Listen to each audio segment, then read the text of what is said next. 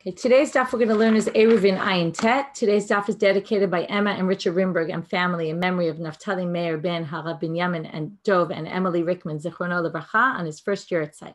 Naftali was 15 when he passed away, a beloved son, grandson, and brother. May his memory be blessed.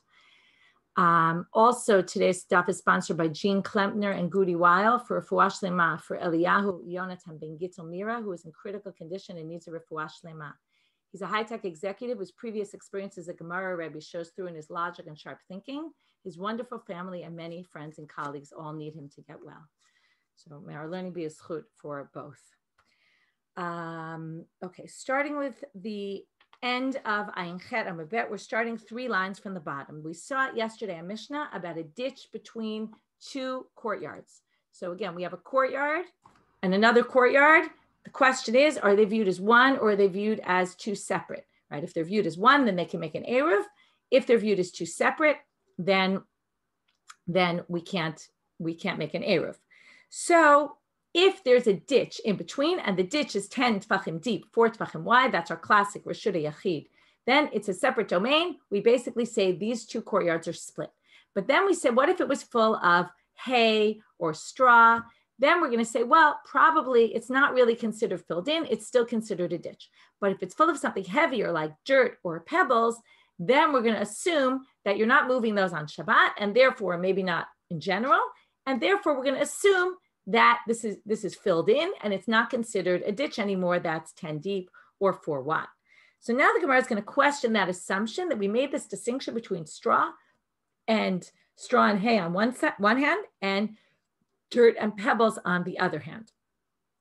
So now the Gemara says, Malay afal. That's just a quote from the Mishnah. Vafilu bistama, even if you just filled it with dirt without specifying, I plan to leave this there. Remember, we said with the straw, if you specify, I plan not to move this, either you said it or maybe even in your mind, then it's considered that we consider it permanent there. But the dirt, we said, even if you don't specify, we're going to assume you're leaving it there. But now the Gemara is going to question that from a Mishnah in Ohalot. Now, Ohalot is all about Tumat Mei. That's when you have a dead body and in a house. So Tumah gets all over the house. Now, generally, we say it stays in the house, doesn't go outside the house. Why is that? Normally, Tumah goes all the way up. So there's a concept. Normally, there's a roof over. Okay, but a roof is not enough. Okay, this is a detail that we might not have discussed much in the past. It comes up once in a while, but there's a concept that there has to be what we call a potach tefach. There has to be a handbreadth of space, of airspace above the dead body that's empty between that and the roof. So there, now, normally we don't discuss it because in a normal house, there's always some airspace between the roof, right? It would be more a situation if it were in a box or something like that. There we usually see this concept where you're in a box, there's dead body in a box and there's not a tefach above, then the tomb is going to go straight up. There's only a chatzitza break here if there's a tefach of space, a handbreadth of space.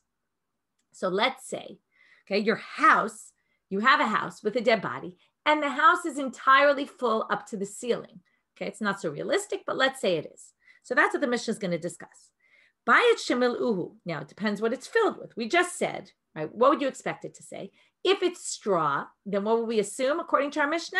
We assume you're not planning to keep the straw there permanently, which means that you'll probably take the straw out, which means that we can view it as if the straw isn't there, right? Just like the ditch, we view it as if the straw isn't there and it's a ditch. Here we're going to say it's as if the straw isn't there, and therefore there is a potach tefach, which means the tumah stays in the house and doesn't go up. But if you plan to keep it, let's say it's dirt, what would you say? Or pebbles, you would say, we're assuming you're keeping it in the house because people don't generally move those kind of things. And therefore, we're assuming we're going to view it the way it is right now.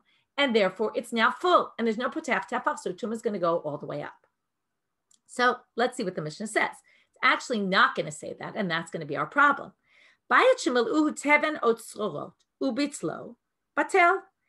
If you cancel them, meaning you nullify them, you said, I don't plan to move it. Okay, I don't plan to move this at all. Then it's considered batel to the house. Basically, it's as if you're keeping it in the house, which means the tumah is basically going to go up because we're assuming there's no potach tefach here because you're leaving it there. Now, what did it say? First of all, look at the examples. Teven, the hay, or tzrorot, pebbles. Now in our Mishnah, those were two different categories. Here they're in the same category, and notice what it says. Only if bitlo is it going to be batel to the house, and we're assuming you're leaving it there. But if not, we're going to assume you're going to take them out. So bitlo in, lo bitlo lo. This seems to raise a difficulty to our Mishnah. So we're going to have three answers, just so you know the structure and what's coming up. The first answer, Amar Rav Huna. Mantana Ohalot, Rabbi Yossi. Oh, you have a contradiction between a Mishnah and another Mishnah? Let's just assume each was authored by somebody else. Now, we're going to have to say, and this I read in some of the commentaries, that you have to assume, if you read the continuation, that Rav Huna didn't really know what Rabbi Yossi said. He just knew that Rabbi Yossi argued with others about this, so he threw out him, and he said, let's just assume that's Rabbi Yossi's opinion. Our Mishnah matches those who disagree with Rabbi Yossi. But the Gemara basically says, what are you talking about? Rabbi Yossi, you obviously didn't know what Rabbi Yossi's opinion is, but Rabbi Yossi matches our Mishnah entirely. And as Rabbi Yossi says, the opposite of what the Mishnah in Ohalot says. Now, our Mishnah, again, is talking about Shabbat and ditches. Rabbi Yossi is talking about the same topic as Ohalot, which is a dead body in a house with a house full of straw or pebbles. But he has a different approach than the Mishnah in Ohalot does.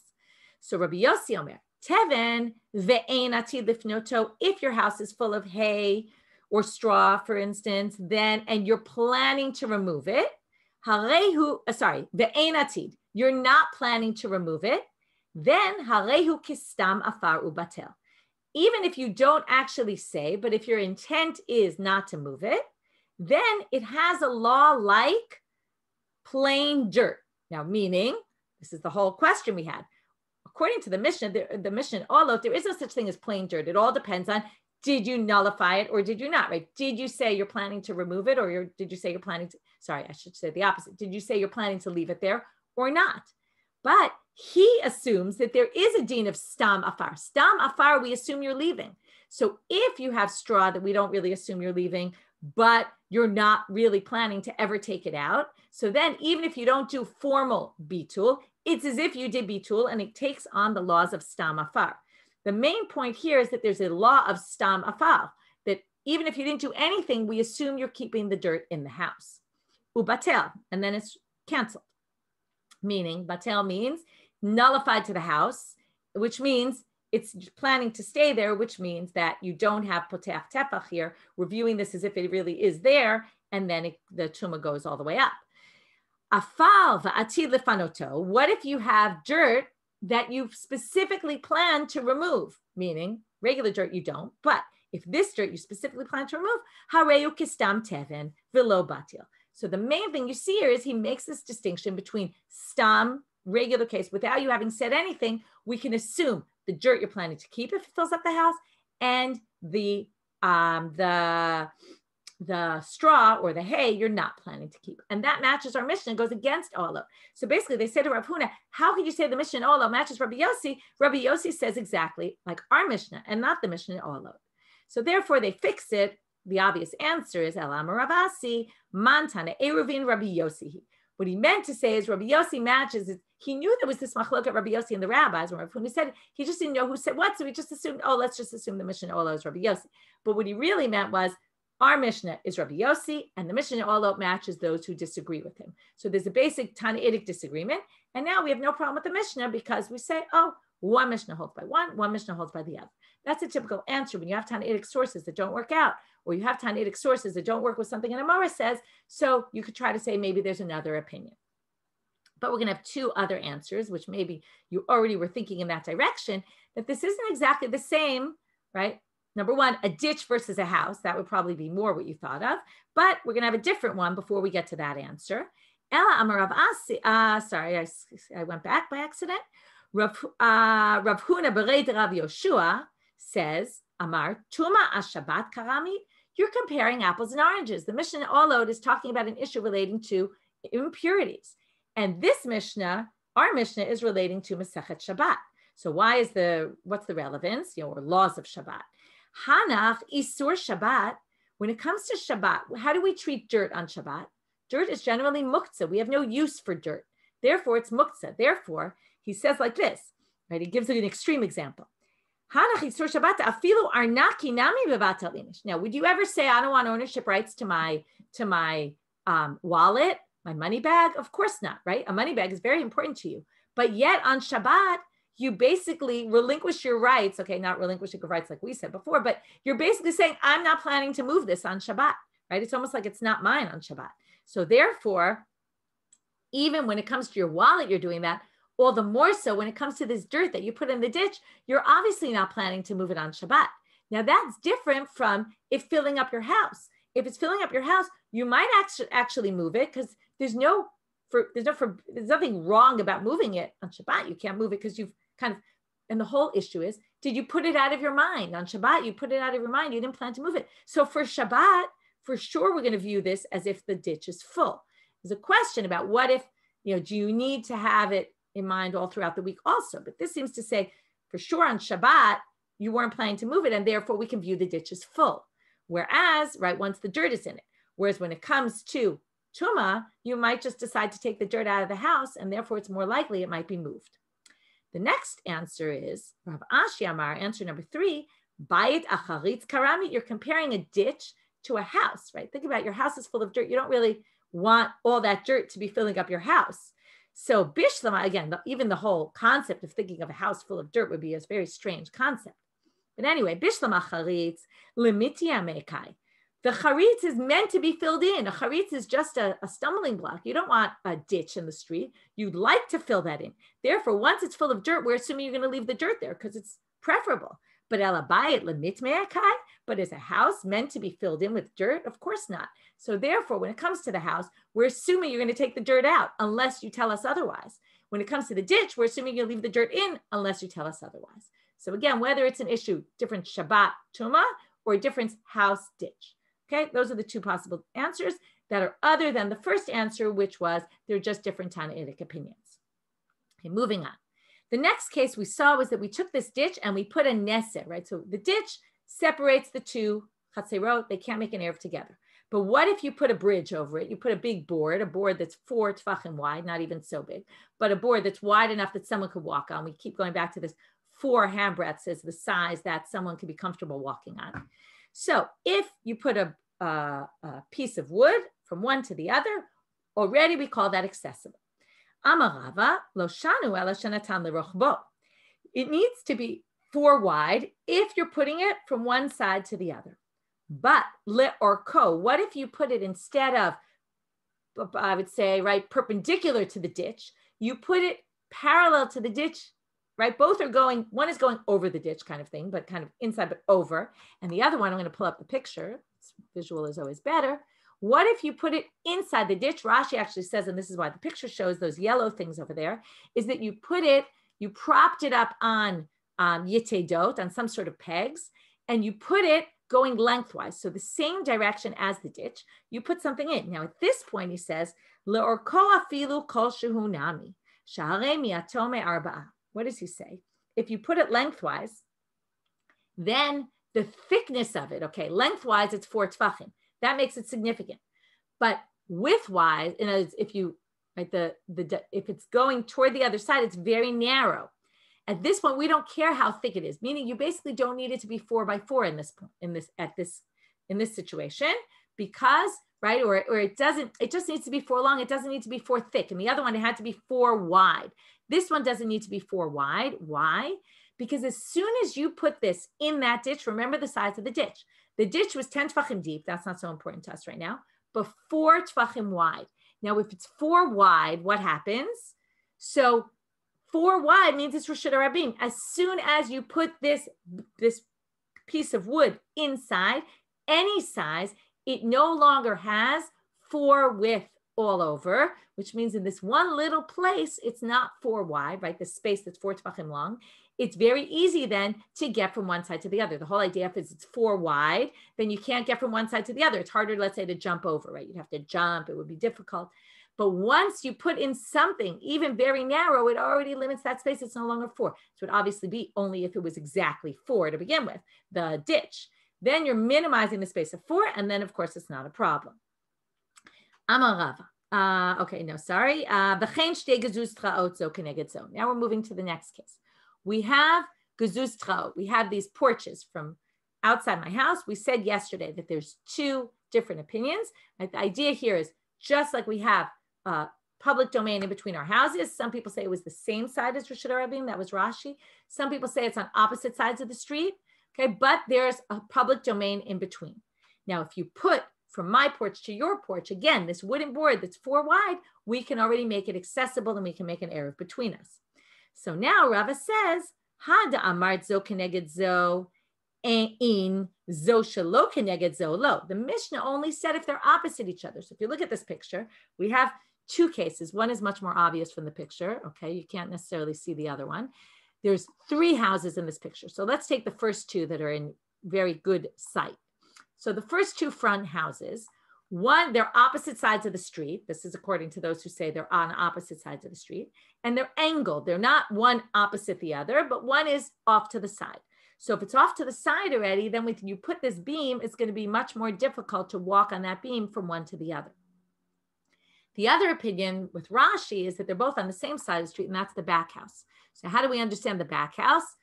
It's very simple. The back house juts out, it doesn't matter which one, but in this picture, the back house ends at a certain point and the front house juts out much more forward than the back house. So because of that, again, they're going to be angled when you put this beam from one to the other. So that's going to create a problem. So that's why he says, right, zo shelo keneged zo won't work. And additionally, but we'll see 1 minute, there's a limitation. You see it says 3 tvachim, we haven't gotten to that yet. Now we're moving to 272. Okay, and also zo, what if one is above the other? Okay, meaning the height of the porches is different. Also, right, that's dangerous to walk on. It's not going to be so accessible if you put a wooden beam in between. But now they say, by these, lo amaran ela sheyesh ben ze lezeh shlosha tvachim. Aval ein ben ze lezeh shlosha gezustra akumahi.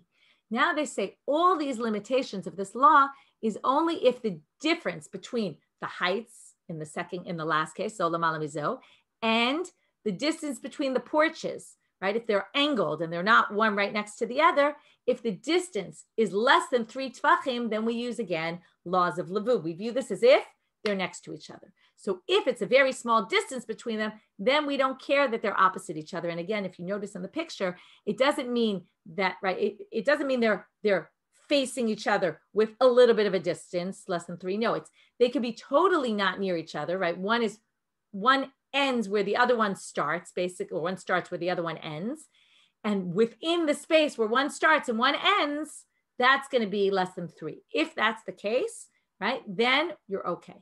So as long as the space is less than 3 tvachim, it's fine, even if they're not opposite, even if they're not directly opposite or they're not at the same height. But once you get above 3, right, we call this gezustra akuma. I think it's a borrowed term from sukkah, right? Dofen akuma, if you remember. So it's this idea that it's basically the same kind of thing.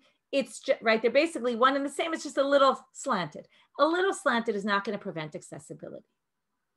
New Mishnah. Matben sheben shte chatzerot. So if you remember, we have this was something we just saw.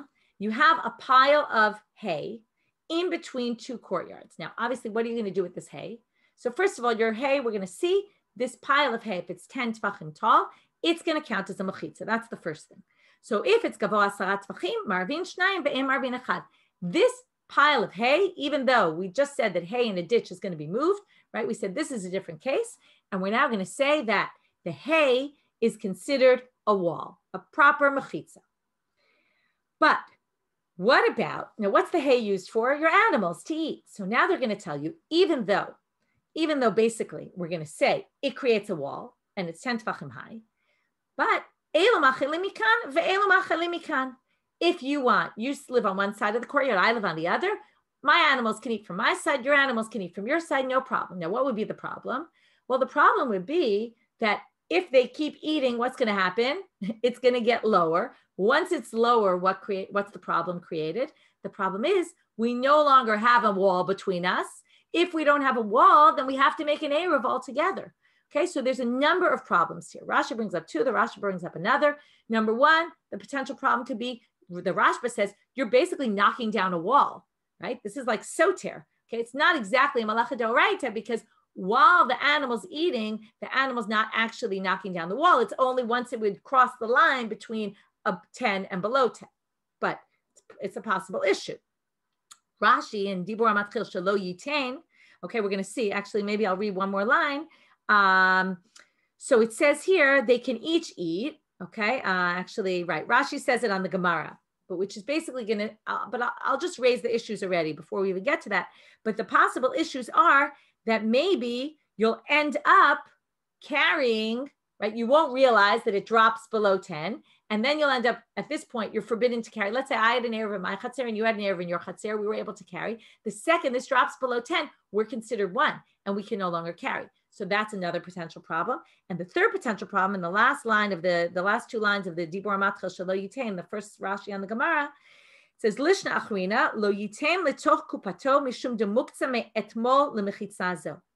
You designate, remember, muktzah means designated. You designated it to be part of a wall. So it's set aside, it's muktzah. So there's another problem that maybe you can't be eating this right now. The issue is if the Mishnah says, well, your animal can eat it. Okay, even though there's all these potential problems, it's your animal, it's not you.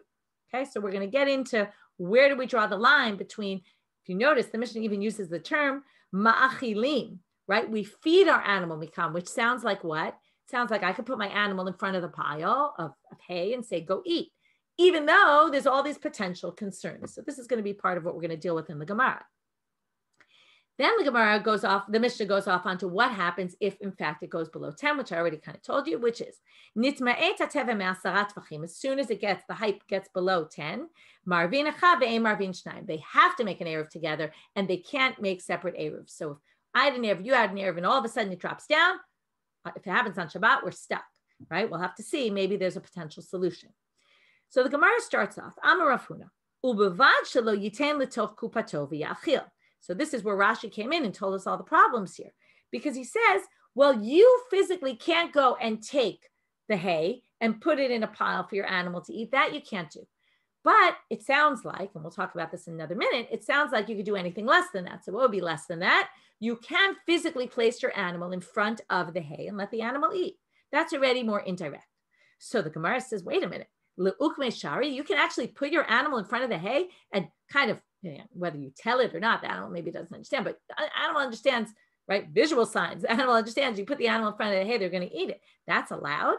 Why do we think it's not allowed? Hama Rav Huna, Amar Rabbi Chanina, ma'amir damit behemto al gabe asavim b'Shabbat, ve'em ma'amir damit behemto al gabe muktzah b'Shabbat.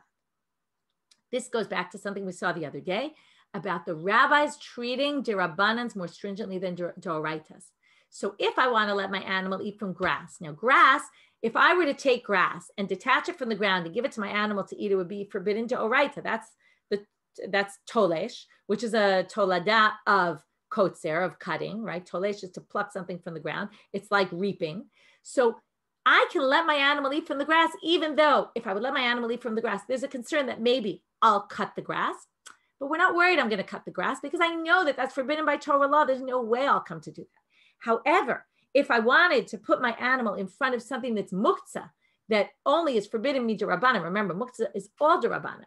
If it's something that I'm not allowed to carry, let's say, for example, it was straw that was set aside for building purposes. So it wasn't straw that was set aside for food, so for food for animals. So I wanted to, right, I set it aside for building, but then I decided to give it to my animals. Now that's muktzah. I can't do that. Can't put my animal in front of there because maybe, since it's only d'Rabbanan, not so careful about Rabbanit, maybe I'll come to accidentally pick up a pile myself.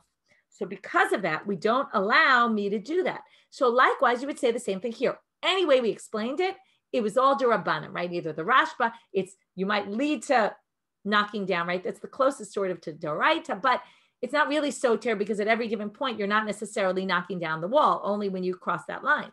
Or the two explanations in Rashi. It's muktzah, or right, because it was set aside, or maybe you'll end up carrying between courtyards, which is a d'Rabbanan. Either way you look at it, it's all d'Rabbanan, and therefore we should be worried and not allow you to put your animal right in front there. So the Gemara answers, it must be tikayim le ba'ape va'azla va'achla. You can't actually physically take your animal and stick your animal right in front of there, but what can you do? You can block your animal from going to the other side, let's say somewhere else, And basically the animal will go on its own to that pile, and that's okay. So you can do something that indirectly causes the animal to kind of head in that direction, but you can't physically put the animal there because then there's a concern. Because you do it in this backhanded way, you'll remember that, right, this is all a matter of how human psyche works, right? If you know that you can only do it in this kind of weird way, that you can't just put your animal there, you'll remember that you can't actually do it with your own hands. Now continuing along. Now we have another question, okay? This was kind of in one direction, which is, what do you mean you can put your animal there, right? You shouldn't even be able to do that. Forget about it. Of course you can't take it out with your hands. But now they're going to say, what do you mean you can't take it out of your hands? They're coming from the other direction. Below you can't take it with your hands and put it in a basket. V'hatanya, and now we're going to quote this Braita. And this Braita is going to take us for a little while because we're not only going to deal with the part that has to do with us, but we're going to deal with other parts of the Braita. It says in the following Braita, Bayit shebein shtei chatzerot. Okay, now we're back to, right, we're in, let me just put the picture up. We both live in a house in our own courtyard, and in between our houses is a structure. It's not exactly a house. You see, it doesn't have full walls. And the interesting part about this house is it has a door on my side and a door on your side. So basically each courtyard has access to here, which would basically mean that there's access between our courtyards and we can be viewed as one courtyard because there's access, right? And then we'd have to do an Eruv altogether. However, in this particular house, there's a pile of straw in between, which basically it's going to be, we'll see how high, but let's just assume right now it's 10 tefachim tall, okay, which we're going to see. So bayit shebein shtei chatzerot, umil'uhu teven, and you filled it up with straw. Marvin shnayim ve'em marvin echad. You each make your own separate Eruv, and you can't make an Eruv together. Again, for why? Because this house is separating between the two. Even though there's access points to the house from either side, you can't go through because there's a pile of straw in between. It creates a wall. And what do they tell you about this? And this is the problematic part. Zen noten letoch kupato v'yachil, v'zen noten letoch kupato v'yachil. Each side can take straw from here and feed their animals from it. Interesting, right? You would think, we just said you can't do that. So why in this case can you? Now we're going to go off on other things about this, which we'll then deal with later in the Gemara because we're still in the Braita, right? The general way the Gemara deals with the quote a Braita, they often quote the whole thing. Sometimes they don't, but sometimes they do. What if the wall decreased? Let's say they're eating and then eventually it gets below 10. At that point, just like in our Mishnah, they're both going to be forbidden because now there's no barrier between them. So what do you do in that case? Okay, our Mishnah didn't tell you what you do in that case. Here they're going to tell you what do you do. One of the people in one of the houses, right? Let's say I'm in the left-hand house. I lock my door and I relinquish my rights. The Gemara is obviously going to ask, why do you need both? Until now, we've talked about relinquishing rights. Why all of a sudden you also have to lock your house? So, and then what happens? So now at this point, your friend can go carry throughout my chatzer also, but I am not allowed to carry if I'm the one who did it. In another comparison, they're going to say the same way. Now we're back to the beginning. The same way we can each take from our half, right? We're back to before when it was 10 tefachim tall and it created a barrier. I could take from my side, you could take from your side, and we're not worried I'm going to end up taking straw from your side of the pile, which is forbidden to me because that's considered your courtyard, right? We're not worried about that. So likewise, begov shel teven, Rashi says gov is a bore, a pit. Not everyone agrees with that, but let's just go with that. If you have a pit full of straw, shebein shnei tchumei Shabbat, let's say my tchum goes up to here and your tchum goes up to there, and in right where that border is between where I can walk and you can walk on Shabbat is a pit full of straw. I can eat from my side and you can eat from your side. And we're not worried that I'll eat from your side and you'll eat from my side since it's all in one space. Remember, we saw that with water. Water is much more problematic. If it's straw, we're not so worried. Even though theoretically one could see, right, it might spill over or something, but we're not worried. So the same thing about that. Now let's go back to why did we quote this? If you can remember, in this case, they're allowed to take the straw. In our case, in the Mishnah, we said, you can't take the straw that created this mechitza between you. So the animal can go on their own, right? And you can direct the animal in an indirect manner, but you can't go physically and do it. So Amre, Bayit, so what's the difference? Again, this is like the beginning of our daf where we said you're comparing, right, Tuma to Shabbat, you're comparing a house to a ditch. So likewise here they're saying, Kevan de'ika bayit, right, in a house it's different. Kevan de'ika tikra, ki mifchat minkra le milta. In the house, because it has a ceiling, and the assumption is you know how high the ceiling is, that's going to make it easier for you to notice the second it gets below 10. And therefore, it's going to be very noticeable once it drops below 10. And therefore, we have no problem for you directly taking straw out of here. Because as soon as you see that it drops below 10 or it's getting close, you'll stop doing it. Or you'll get below 10, but you'll stop carrying. You'll know that at this point, you're forbidden to carry. Whereas hacha, but if you're just talking about a wall that's standing with no ceiling over it, then lo minkra le milta. It's going to be very hard to determine where exactly is that line, that cutoff point of 10 tfachim. Okay, moving on in the Breita, we're now going to analyze different parts of this Breita. So once this pile gets below 10, both houses are going to be forbidden. Ha-asara share. Now it sounds like if it's exactly 10, it'll be allowed. And it sounds like that's the only criteria. Now, what else might be a criteria? What if afagav de midli atikra? What if the roof is really high? You end up with a mechitza that doesn't get up to the ceiling, not the roof, the ceiling, okay, or whatever you call it, the roof or the ceiling. But even if there's a huge gap between the height of this and the height of the ceiling, it sounds like it doesn't make a difference because the only issue they were talking about was the height of 10. Shma mina mechitzot she'emigil l'tikra shma mechitzot. This brings us back to a whole debate we had elsewhere, if you remember, that when you have a mechitza, remember we had that big room that they divided with 4 dividers, and there was a whole thing. Is it when they're 10? Is it when they're lower than 10? Is it when they reach the ceiling? And the whole thing is, do we define mechitza as something, does it have to be something that reaches the ceiling? So from here, it sounds like it doesn't. It just has to be 10 because they didn't even talk about the height of the ceiling. So we're going to see not necessarily, because they don't like when there's a clear source that proves some machloket, because otherwise, why didn't you bring it in when you were discussing that machloket? So, Abamar, we're talking about that the ceiling was at a height of 13 and a little less than 13, 12 and almost 13. And what's the relevance? Teven asara, right? The straw got up to 10. Now, what do we say here? Livud. Remember, we have laws of Levud, which means if it's less than 3 gap, we're going to view it as if it goes up to the ceiling. And therefore, this doesn't necessarily indicate that it doesn't have to get to the ceiling in order to be a mechitza. We could say that this is basically considered like it's at the mechitza.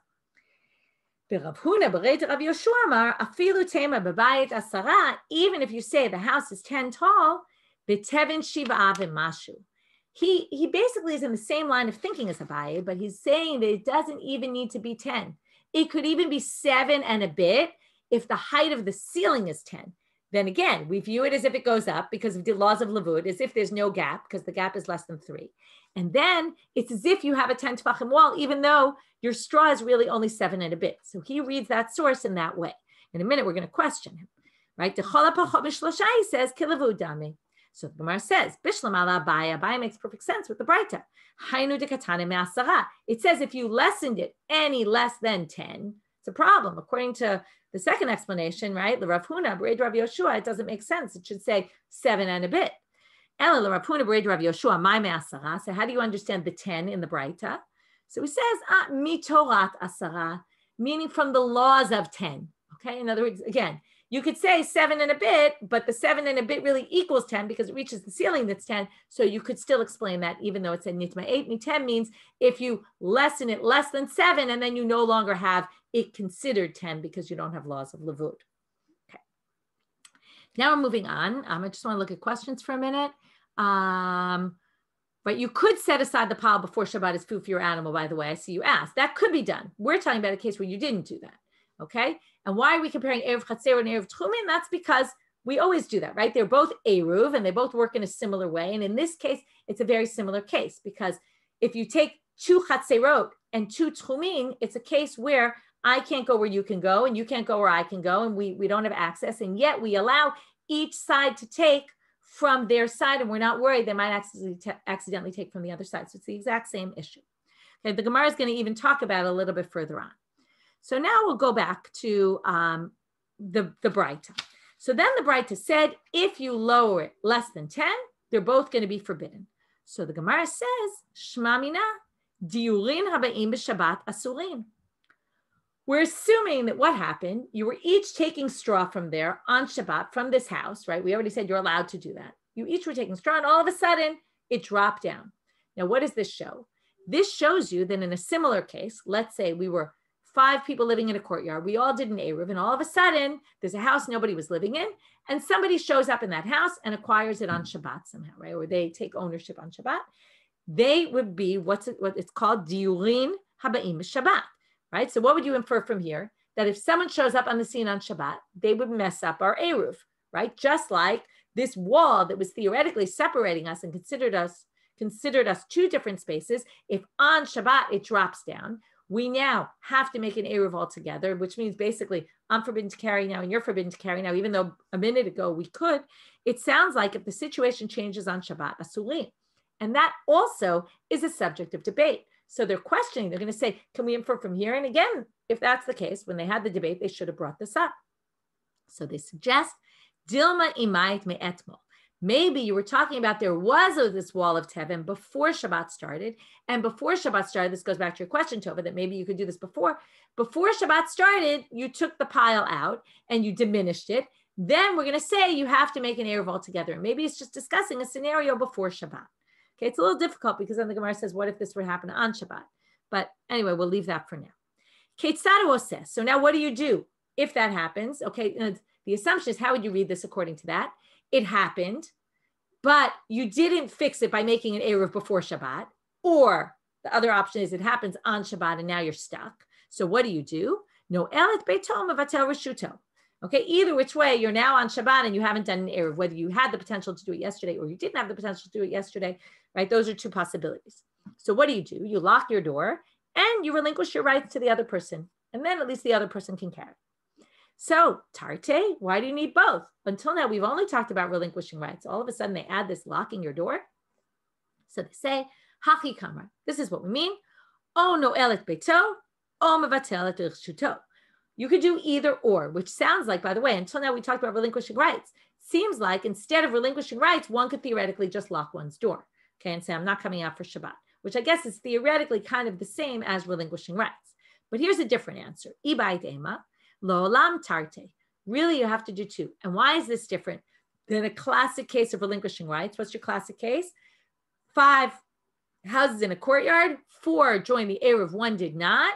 1 relinquishes rights to the other. So why is that different from here? Kevan de dashbe ate little tule. What are we worried? We're worried when I relinquish my rights to the other people in my own courtyard, I know that I didn't join the Eruv, and it's very obvious. And I know that I can only carry in this courtyard if there's an Eruv and I'm not part of the Eruv. That's very clear. In this case, I was allowed to carry in my courtyard the whole time, right? All of Shabbat. All of a sudden, it drops down. Or let's say last Shabbat, if we assume I did this before Shabbat. Last Shabbat, there was a barrier. I was allowed to carry in my courtyard. We're worried that now that it diminished, if I just relinquished rights, I might forget, or I might think it's okay because I'm used to carrying in my courtyard without an Eruv with you because you're not in my courtyard. Therefore, we're much more concerned, and therefore we make you do 2 things. Not only to relinquish your rights, also lock your door to ensure that you don't accidentally take it out. Okay, I'm just reading one more question. Partition for the Hefer Chatzerot has to remain, while Eruv for the Schum. Right. So here, the partition for the hay for Chatzerot has to remain. That's something different. The whole question is, can you eat from it without worrying you're eating from the other side? We're not worrying about it disappearing. That's something different. And for the Tchum, we're not talking about that this was your Eruv, your food that you put for the Tchum. We're talking about that I was allowed to walk till this point. My 2,000 cubits ended here, and your 2,000 cubits ended right in the same spot, but from a different direction. This is like that case where there were the 3 people, and one had food, one was overlapped his border with the others, and the other one didn't. We're not talking about the Eruv itself. We're talking about are you allowed to actually eat there? Okay. Okay, going back.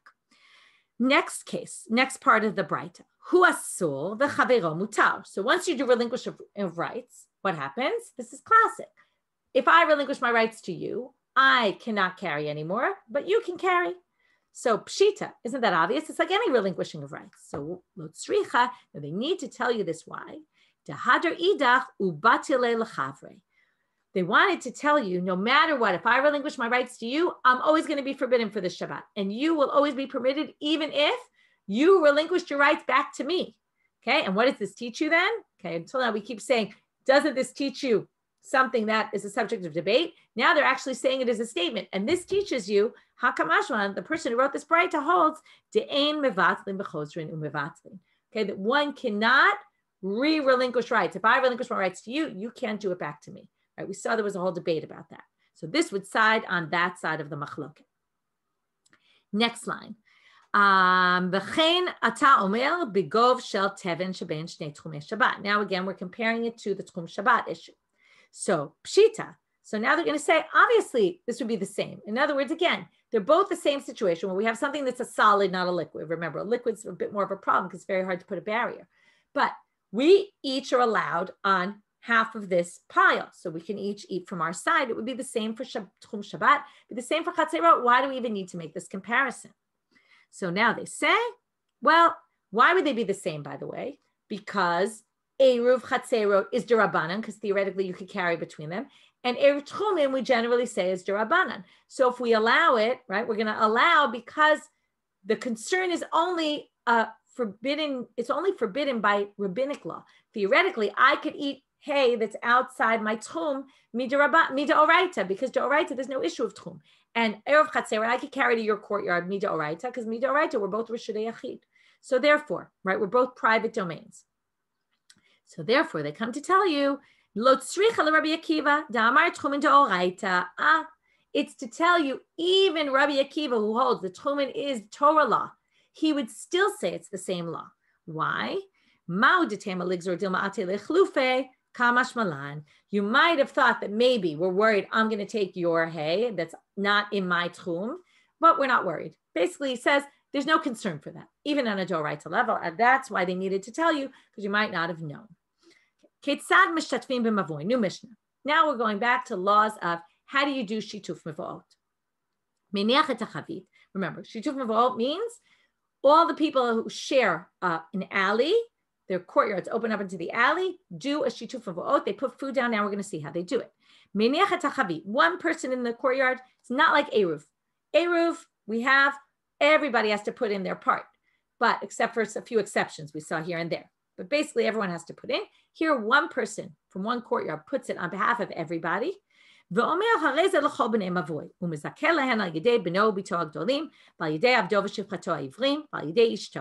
Okay, if your children are grown, or you have a Jewish slave, or you have a wife, all of those can do it for you. Meaning they're gedolim, they have da'at, they're able to do it. What does it mean? He means they say we're accepting this on behalf of everybody else.